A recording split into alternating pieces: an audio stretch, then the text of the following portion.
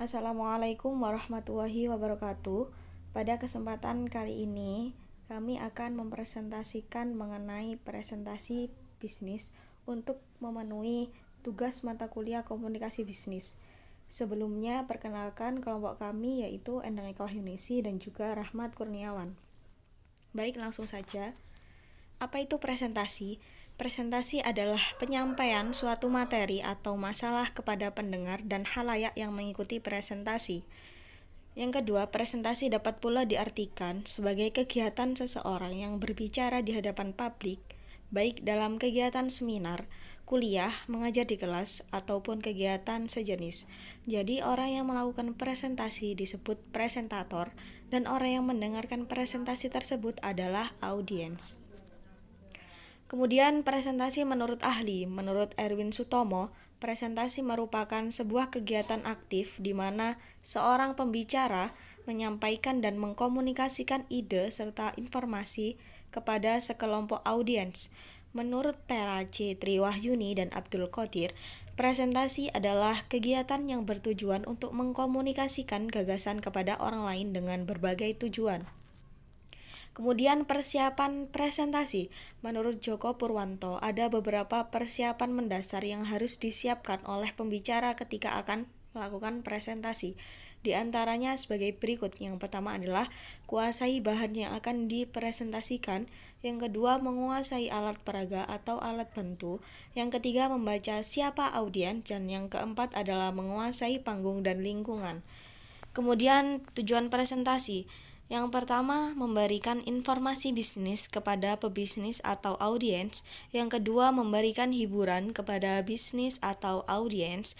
Yang ketiga, memberikan sentuhan emosi audiens. Dan yang terakhir, memberikan motivasi kepada audiens untuk bertindak.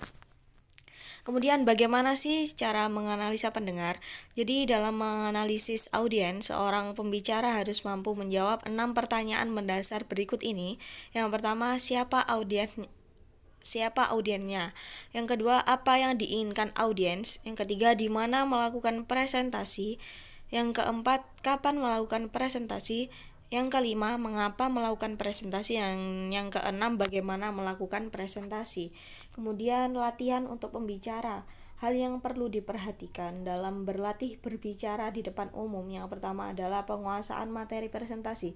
Jadi sebelum melakukan presentasi, seorang presentator harus mampu menguasai materi yang akan disampaikan waktu presentasi. Dan yang kedua ada pembagian waktu presentasi. Jadi harus dibagi mana waktu untuk presentasi, mana untuk tanya jawab, seperti itu. Yang ketiga ada penggunaan gestur dalam penyampaian materi. Jadi penggunaan gestur itu juga perlu sehingga audien itu tertarik untuk mendengarkan presentasi. Dan yang terakhir, penggunaan artikulasi dan intonasi yang baik. Kemudian tahap pelaksanaan presentasi. Demi menjamin presentasi yang baik, maka terdapat tahap yang harus dilakukan. Berikut tahap pelaksanaan presentasi, ada 3. Yang pertama, persiapan presentasi. Jadi sebelum melakukan presentasi harus melakukan persiapan seperti penguasaan materi, seperti itu. Kemudian yang kedua ada pelaksanaan presentasi. Kemudian yang ketiga, evaluasi presentasi. Jadi setelah melakukan pelaksanaan presentasi, alangkah baiknya melakukan evaluasi presentasi, sehingga dengan evaluasi tersebut kita akan mengetahui kekurangan dan kelebihan kita waktu melakukan presentasi. Kemudian alat bantu visual. Alat bantu visual adalah benda visual 2 atau 3 dimensi, video, audio, dan atau alat multimedia yang membantu pembicara dalam pidato. Kemudian fungsi penggunaan alat bantu visual, yang pertama untuk meningkatkan pemahaman audiens, yang kedua menekankan poin materi presentasi, yang ketiga sebagai alat bantu retention and recall, yang keempat menambah variasi presentasi dan menarik minat audiens, yang kelima meningkatkan kredibilitas dalam berbicara.